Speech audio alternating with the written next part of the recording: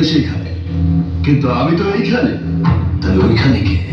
কোন চর, শত্রু, নাকি ভ্রম, টেনশন, কনফিউশন? সূচনা আমাকে বলল আমার মতো নাকি একজনকে দেখা গেছে, অভিনেতা। কিন্তু আমার সিনেমায় আমার চরিত্রে যে অভিনয় করবে তাকে যদি দর্শক আগেই দেখে ফেলে তাহলে তো সিনেমা ফ্লপ। এই জন্যেই তোমার আগের ছবিতে কোনো দৃশ্যেই তুমি ছিলে না। কারণ তুফানের জীবন নিয়ে